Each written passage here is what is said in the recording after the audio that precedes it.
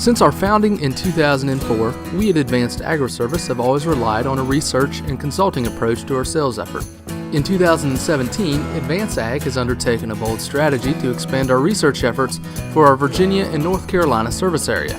With the addition of our own plot planning equipment and personnel, we're more focused than ever on what we do best, finding and marketing the best corn and soybean varieties for our Virginia and North Carolina customers. That process is enabled by working closely with our farmer plot cooperators that give us an opportunity to generate accurate, relevant research data that informs our new product recommendations to our friends at Seed Consultants. We're standing here today in some 1168 YHR. This is a brand new hybrid of ours that we're extremely excited about. The reason that we've made the decision to move it forward is because of some exceptional yield data we've had the last 2 years from this pedigree. The reason we're so excited about it is because, number one, it carries the same female as 1172 had.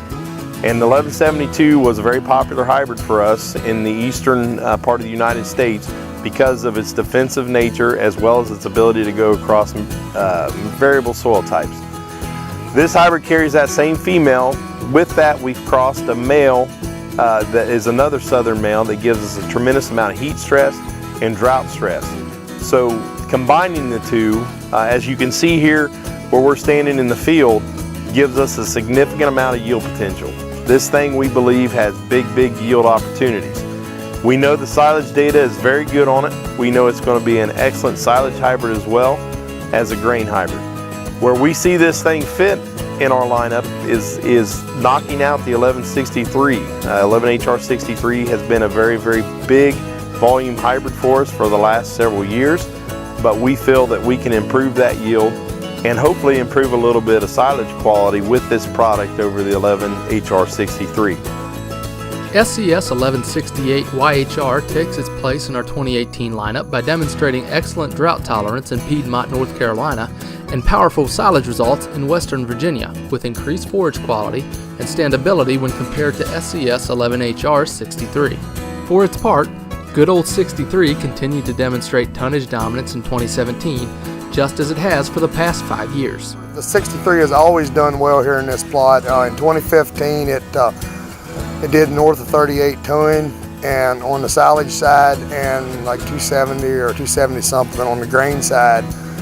And we've definitely seen it in our out of the test plot in silage and in high moisture corn applications, where it's always north of 200 and always chasing that 30-ton mark at least, almost no matter what happens. So from that aspect, it has always performed, and it's actually one of my favorite corns at this point. SCS 11HR63 will continue to be a great silage hybrid for 2018. However, when we focus our attention on forage quality, we must acknowledge that progress must have its due. SCS 1125 AMX and SCS 11RR36 are truly remarkable forage quality genetics that deliver for our dairy customers where it counts, the milk tank. We're here in Mount Crawford at Nelson Eberle's. I'm standing behind 1125. A lot of this hybrid was positioned in the Shenandoah Valley for 2017. It has shown up really well. We started pushing this hybrid purely based off of the Virginia Tech results on silage quality. And for 2 years now, it has ranked at the top, and last year it was the #1 overall silage hybrid in the state of Virginia over all locations. It has got a very flex type ear.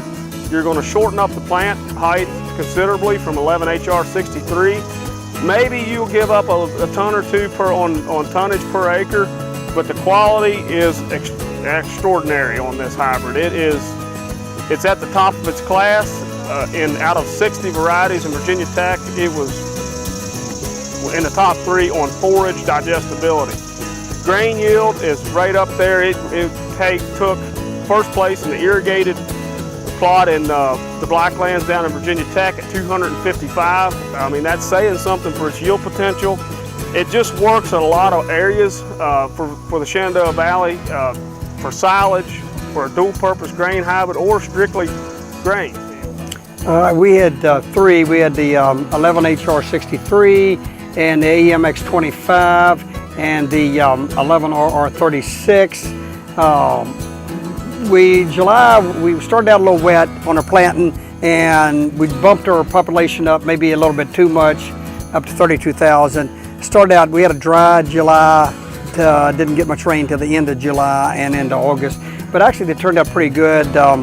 The old workhorse 11 HR63 probably had one of the best ears on it.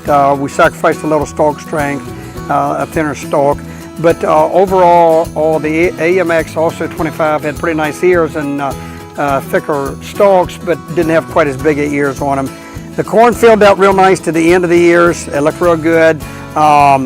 The whole crop is looking pretty good. Beans are looking good. The beans are looking excellent. They're up over 4 foot.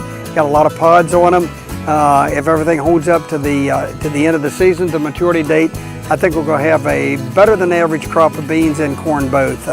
So we're pretty excited because I know around over the country, a lot of places was hurting for water and didn't get quite as good as yield as they was hoping for.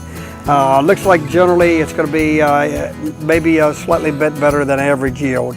As we do our best to be foremost in offering our customers the products they need to navigate the current economic environment, we increasingly hear them ask for conventional corn and soybean seed products to meet the value-added non-GMO market. We're pleased to offer 7 regionally tested conventional varieties for Virginia and North Carolina, led by SC 1174, SC 1115, SC 1117, and SCS 1136. I planted this corn because it was second in my plot last year, and I'm kind of glad I did. This was actually the first corn I planted. It would have been planted somewhere around maybe the 15th of April, and it's been really good, growing. It got started, I think it got pollinated good to the end. It maybe tipped back a little bit in some places, but it's stood some extreme heat here in the last 2 weeks and lack of water. Got 3 tenths on it about 3 days ago. But we're really impressed. This plant's really healthy. Stalks really strong. It's got good agronomics. 111 days. It's the only way it comes is quad stacked, an AQ version. It would work in a corn behind corn situation. And like I said, it's 111 days. It's a little bit earlier corn, but it's really a strong genetic package. This is 1136. This topped our plot last year we had with Dale. So we planted not a lot of acres. I think we got about 20 acres of this. We're kind of excited to see we pushing this for a little higher yields. In a week or two, we'll be able to shuck back a few ears and see how it's pollinated and how it's going to do. But at this point, it looks like it's got a lot of potential.